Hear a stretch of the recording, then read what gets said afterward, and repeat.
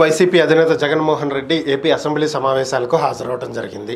అయితే ఆయన నిరసన తెలియజేయడానికి నల్ల కండవాలు వేసుకెళ్లారు, నల్ల బ్యాడ్జీలు పెట్టుకెళ్లారు, ప్లకార్డులు తీసుకెళ్లారు. బట్ పోలీసులు వాటిని తీసేసుకున్నారనుకోండి. అది పక్కన పెట్టేస్తే ఓవరాల్గా గవర్నర్ ప్రసంగం మధ్యలోనే బాయ్కాట్ చేస్తూ ఆయన బయటకు వచ్చేయడం జరిగింది. సో ఈ సందర్భంగా ఆయన మీడియాతో మాట్లాడుతూ చంద్రబాబు భయపడుతున్నారని, ఎన్నికలకు ముందు అలవి కానటువంటి హామీలు ఇవ్వటం జరిగిందని, ఈ హామీలను అమలు చేయకుండా కాలయాపన చేస్తూ వస్తున్నారని చెప్పి ఆయన చెప్పడం జరిగింది. ఈ హామీల గురించి ఎక్కడ ప్రజలు ప్రశ్నిస్తారో అని చెప్పి ఈ విధంగా దాడులకు పాల్పడటం, భయభ్రాంతులకు గురి చేయటం, ఎవరైనా సరే ప్రభుత్వాన్ని ప్రశ్నిస్తే ఈ విధంగా జరుగుతుంది అని చెప్పి వాళ్ళకు ఒక భయాన్ని కలిగించేటువంటి ప్రయత్నం చేస్తున్నారు.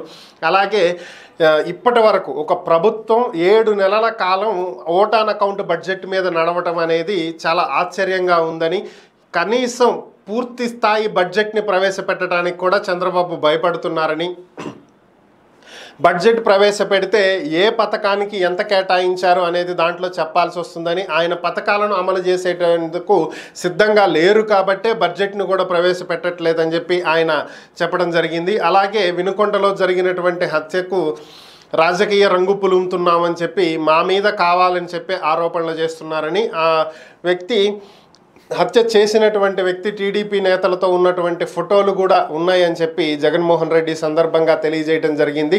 ఈ విషయాన్ని కేంద్ర పెద్దల దృష్టికి, అలాగే దేశంలో ఇతర రాజకీయ పక్షాల దృష్టికి, దేశ ప్రజల దృష్టికి తీసుకువెళ్ళి ఏపీలో లా అండ్ ఆర్డర్ క్షీణించిందని, పూర్తిగా శాంతి భద్రతలను అమలు చేయడంలో ప్రభుత్వం విఫలమైందని, దీన్ని ఇతర నాయకుల దృష్టికి తీసుకువెళ్ళి రాష్ట్రపతి పాలన ఏపీలో విధించేలాగా చర్యలు చేపడతామని, దీనికోసం తమతో పోరాడటానికి ఏ పార్టీ వచ్చినా కలుపుకుపోతామని చెప్పి జగన్మోహన్ రెడ్డి తెలియజేయడం జరిగింది.